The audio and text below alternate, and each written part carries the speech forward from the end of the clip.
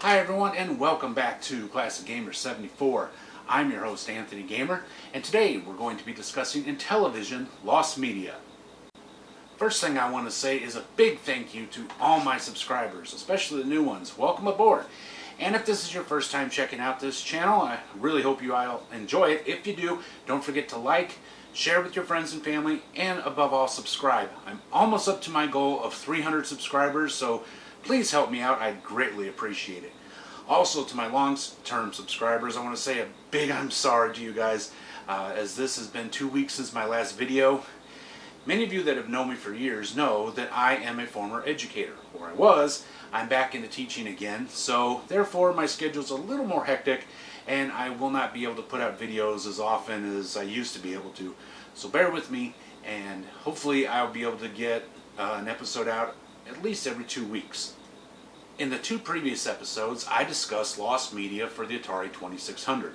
For those of you that aren't familiar, lost media is any form of media, whether it be a game, a movie, commercial, bumpers, whatever, that are no longer available to the general public or have been lost.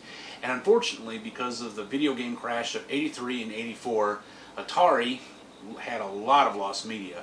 But today, we're going to be talking about the Intellivision, as before my break, I had been working on a unit about Intellivision. So, without further ado, let's get into the games. Alright, and our first game for today is Smurf Rescue in Gargamel's Castle. Now, many of you have played this, I'm sure, on the Atari 2600, and some of you really enjoyed the ColecoVision version. But many of you probably didn't know that they had planned on releasing a version of this for the Intellivision. Kind of like the game above, Turbo, that they had planned on releasing that for the Atari 2600.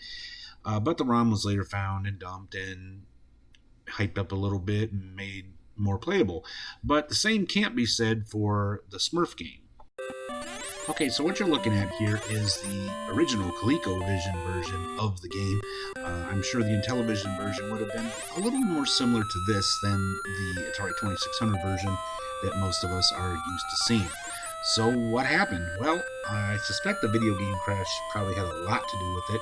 However, it's not uncommon that a lot of ROMs for the lost, or should I say, prototypes of Intellivision games do tend to pop up more, I think, often than most other game consoles.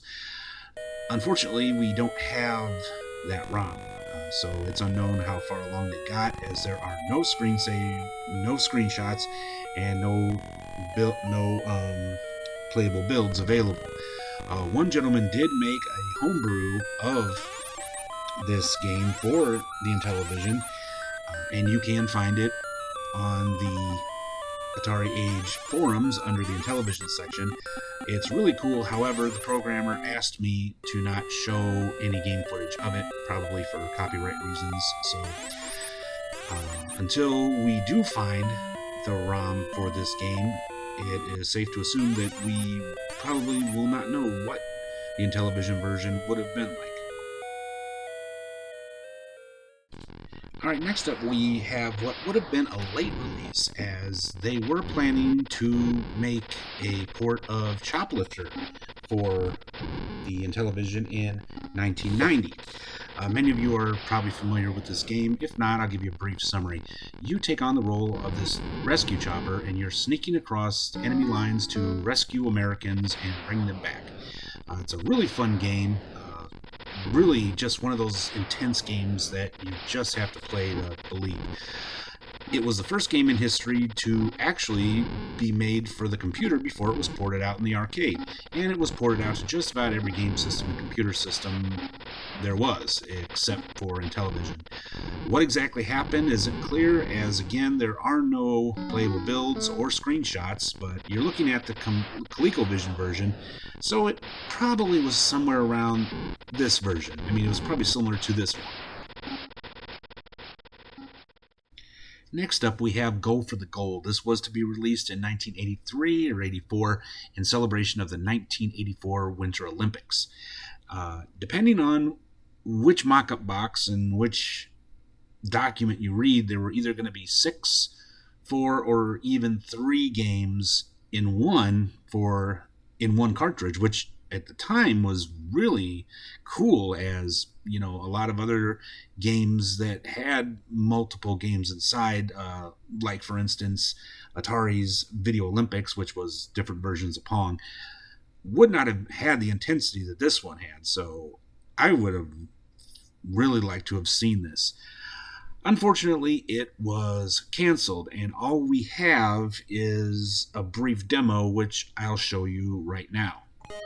As you can tell by this demo, they did have some pretty big plans for it. I'm not sure how they would have done it. I'm suspecting this would have been one of those cases where they probably would have had a special kind of chip inside of it, like what they had to do with Pursuit of the Pink Panther. And as you can see, even the demo itself is a little kind of funky. So hopefully someday a playable build of this will surface so that we can see exactly what this game would have been like. And next up we have Pong. Yep, it's hard to believe, but Atari Soft was actually planning on releasing a version of Pong, or they were going to call it hockey, for the Intellivision. Strangely enough, it didn't get released. I don't really know why, but this was actually supposed to come out in 1981, so this was long before the video game crash happened.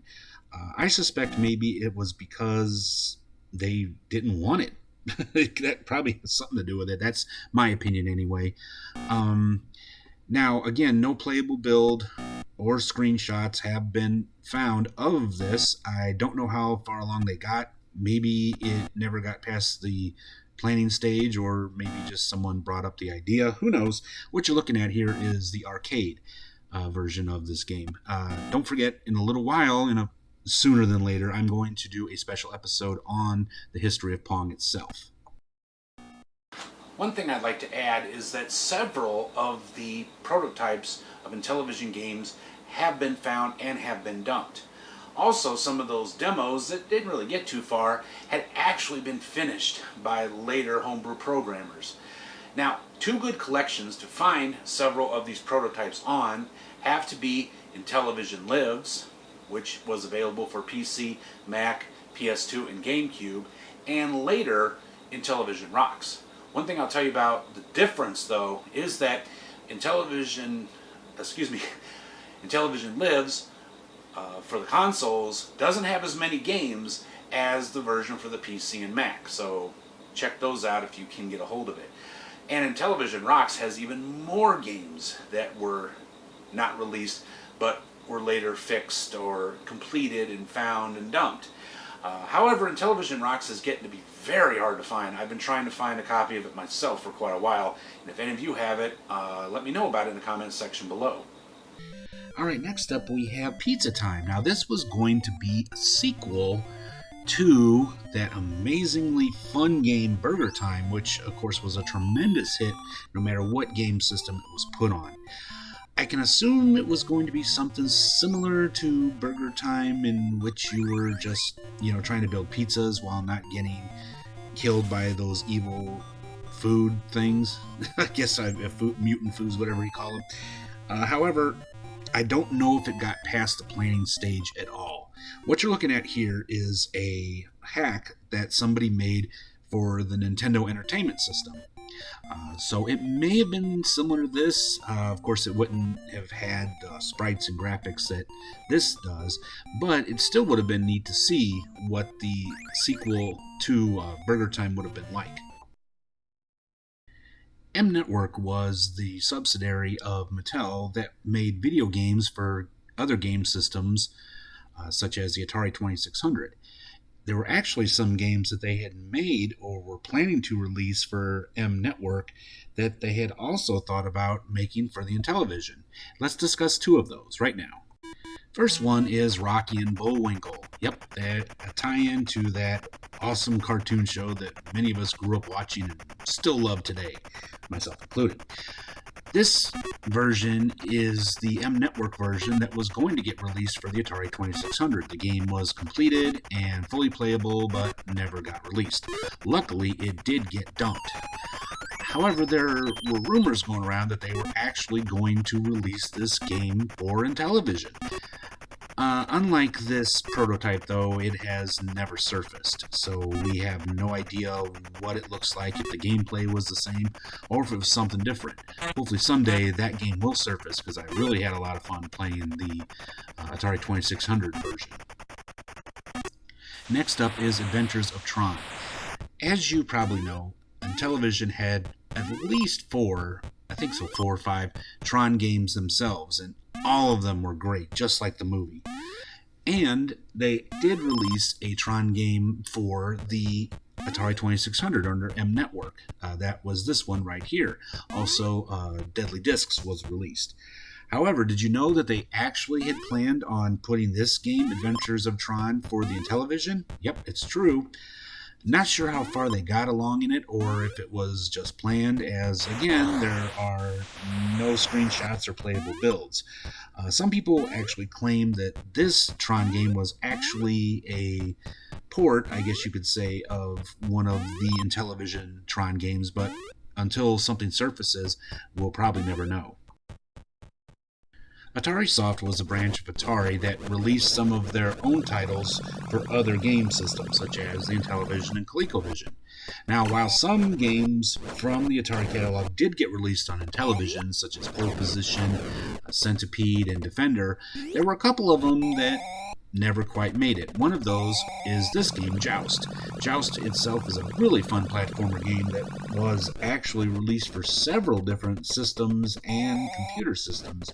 However, it wasn't released for the Intellivision. According to a programmer, he claims that the game was ready to be released. However, at the last minute, they decided to cancel it. What you're looking at here is the arcade version, as no screenshots or anything relating to the game have surfaced as of yet. Hopefully, the ROM will be found someday, as it probably is somewhere in the Atari archives. At least we hope so. Another game Atari Soft planned to release for the Intellivision was Jungle Hunt. Now, I would have loved to have seen this, as this game has been ported out on just about everything with the Atari name on it, and it would have been neat to see what it would have looked like on a non-Atari game system. Just like with Joust, according to the programmer, the game was actually finished and ready to ship, but it didn't. The ROM itself has become missing, and he himself said he doesn't know where it is. Hopefully it will pop up someday. As like I said, I would really like to see how Intellivision would have handled this game. CBS Electronics was a company that specialized in releasing ports of arcade games. A good large percentage of them were released on the Atari 2600. But in the fall of 1983, they announced that they had several games that they had planned on releasing for the Intellivision. Unfortunately, none of these games were released, and as far as I know, none of the prototypes or ROMs have even been found. These are the games that they had planned on releasing, and you will be looking at the arcade versions of each of them. First off is Blueprint. This fun but very bizarre game was actually only ported out 3 times for the Atari 5200, 2600, and Commodore 64.